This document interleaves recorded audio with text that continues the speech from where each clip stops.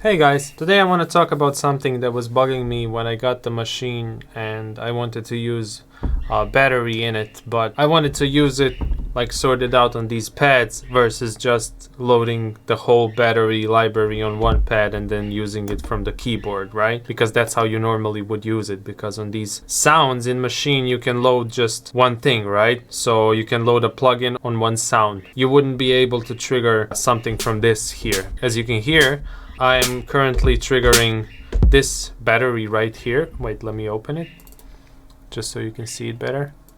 Okay. And you can pin it with this thing. Otherwise, if you press the second sound, it's gonna close it. But if you pin it like this, it's gonna stay open. And now we can trigger all of this, as you can see from my other end. Notice that I'm in pad mode versus keyboard mode, because usually when you load it, you wouldn't be able to do this. So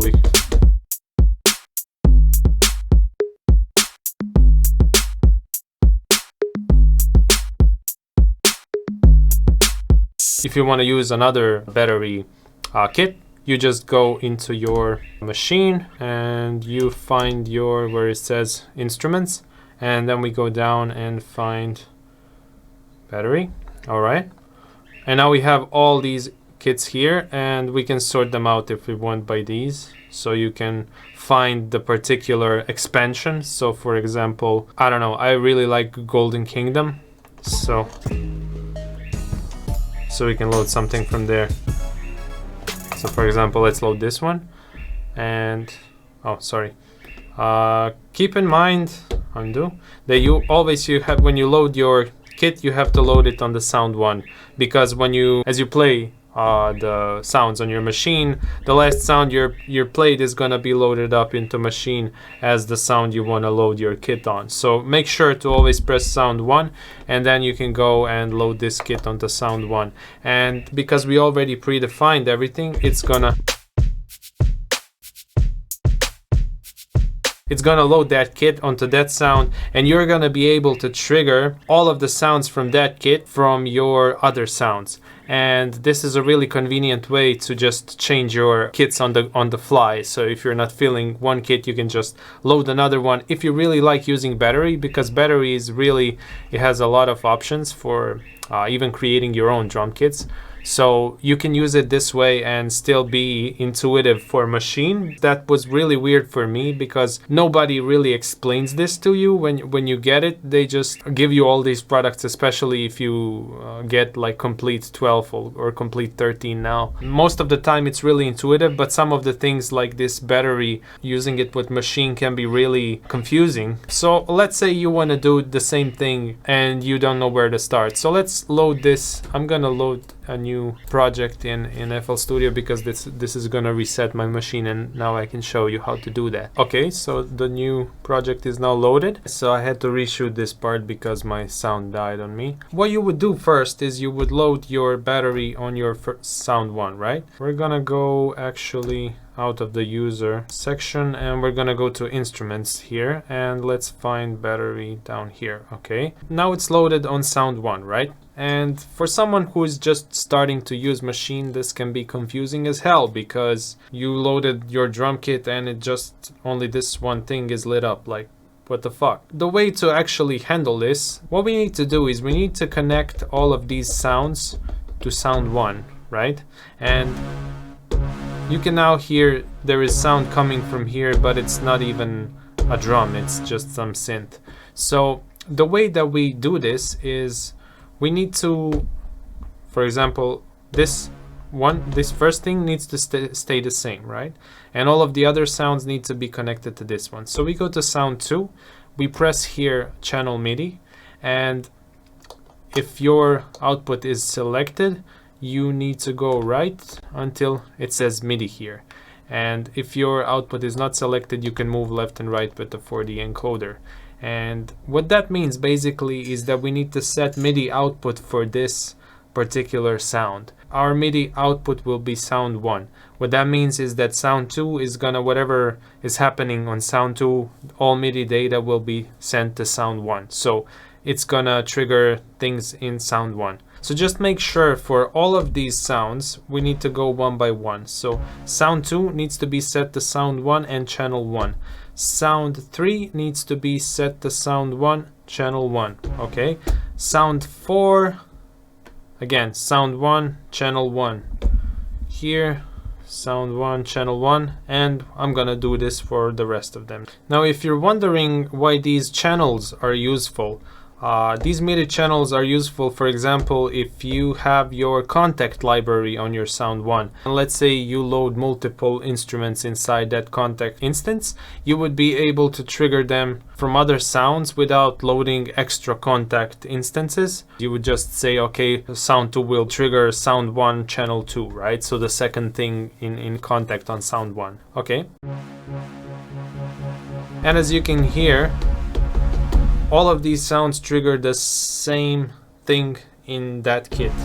So how do we actually trigger stuff that we want? Let's open our battery. Okay, here it is. And we're just gonna make sure it stays pinned, so when we press this, that it doesn't go away. Okay. And as you can see, all of them are triggering this lead sample here. That's because this lead sample is set to key range D#2 all the way to G8. When we press pad mode, you can see here it's gonna say what key this particular sound is currently in. Okay, and it says here C3. The reason that it's triggering this lead thing is that because C3 is between D#2 and G8. Okay, so that's why it's triggering that. So let's say we want this thing to be our kick, because that's the way I have set it up, and there is no like best way to make your layout. The thing that I do is usually my kick goes here, my snare goes to sound 2, my hi-hat goes to sound 3, and my open hat goes to sound 4, and my cymbal most of the time is on sound 13. All of the other ones are kind of dependent on the kit that I'm working with, right? So but that's kind of the basics. You can do however you want. For example, I have my snare here and my clap here, so if I want to like overlay them, I just press these two sounds together, right? So now let's actually set these up. So this first one needs to be a kick, and if we press here, this kick is has a key range between C-2 and C1. What that means is that any note that is between that starts on the octave C-2 all the way to C1 will trigger this kick, but we can just treat it as C1 for all intents and purposes. The way we change this is we go to this pad mode. If it's not active, you can press it and then this screen needs to show up, and it says here C3. We go back until it says C1, so octave minus 2 times and it goes to C1, and now if we press it, we actually get the kick, right? The same thing with the second one. So here I want to have my snare, right? But it triggers this one. Snare is D1, so we need to make this, it needs to say here D1. So we go 2 octaves lower, 2 semitones up, and now it's D1, right? And now we can trigger it. And now we have to go through the whole kit and do the same. So this third thing should be hi-hat, or closed hi-hat. Here it is.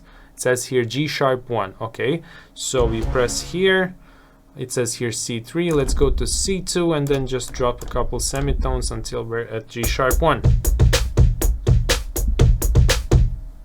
Easy peasy, right?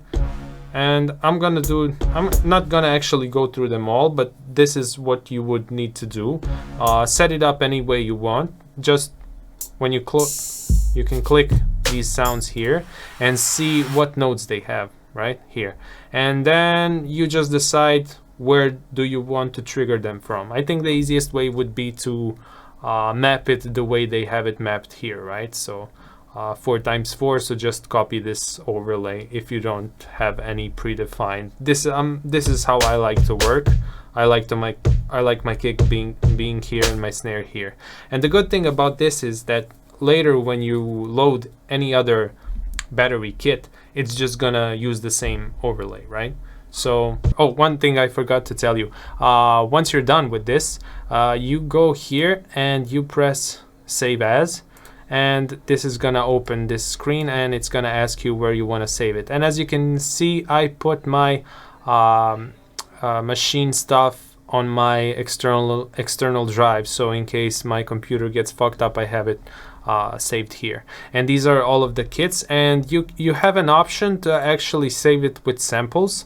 If you want, if you're doing a kit that just loads like a particular sound on each of these sounds, then you can save it with those samples. So in case you move those samples from your disk somewhere else, this is a good thing to have them in that folder, because then the group is always going to load them from the folder that you specified. I'm going to load my pre-made group.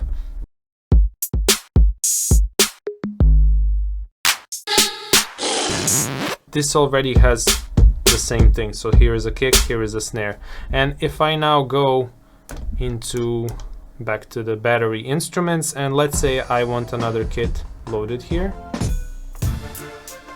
Let's say I want this one. Again, make sure whenever you load your kit to be on sound 1, because that's where it needs to load. When you load a group, it doesn't matter because it's just going to override all of the sounds. But when you load an instrument, in this case battery, you need to be on the particular sound where you want that instrument to be loaded. So sound 1, and now we have it here.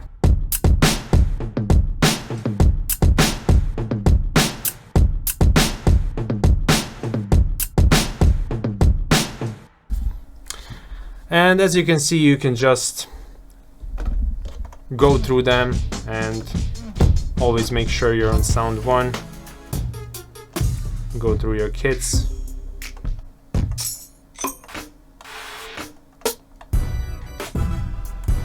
You even have some kits where you only have snares.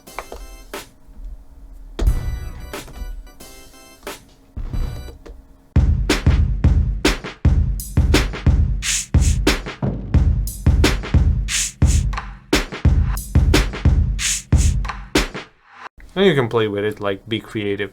And once you set this up, it's really easy. If you don't want to go through all of this, I will include a download option in the description, so you can download my kit that I did for myself.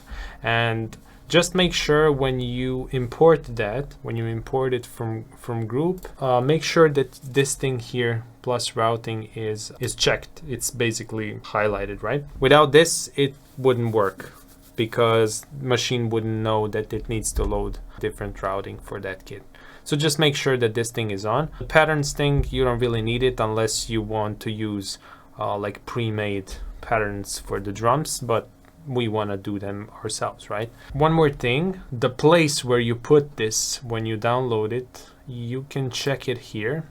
If you go here, File and Preferences, it's gonna open your settings for the Maschine, and you can now go here to Library, to your user library, and there is a thing here called Standard User Directory, right? It's gonna tell you where your standard user directory is. And what a standard user directory is basically where all of your projects, all of your groups, all of your sounds, everything that you export with Maschine. So for example, if you have a workflow, if you're using a Maschine in another DAW, every time you drag something out of Maschine into your DAW, it would be saved into this folder structure, right? So if we open it here, you can see that I have put it on an external hard drive, right? I put it in a folder called NI libraries, and I have all of my libraries from Native Instruments there.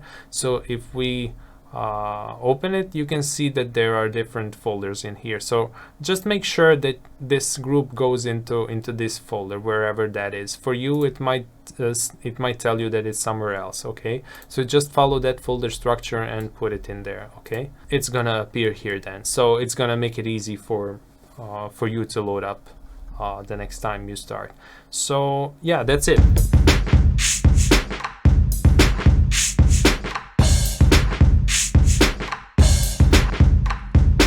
And let's say we don't want this expansion anymore. Let's say we want pure drip.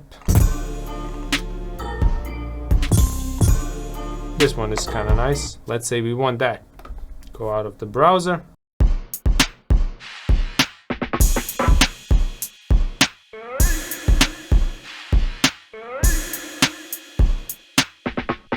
Yeah, and you can play with it. see what works for you.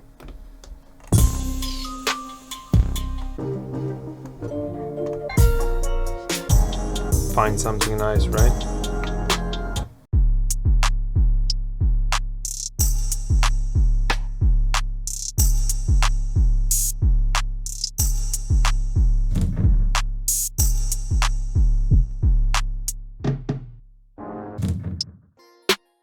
So you can set this any way you want, right? Most of the time, these sounds up here are kind of percussion things and stuff that you can fill in between your rhythms.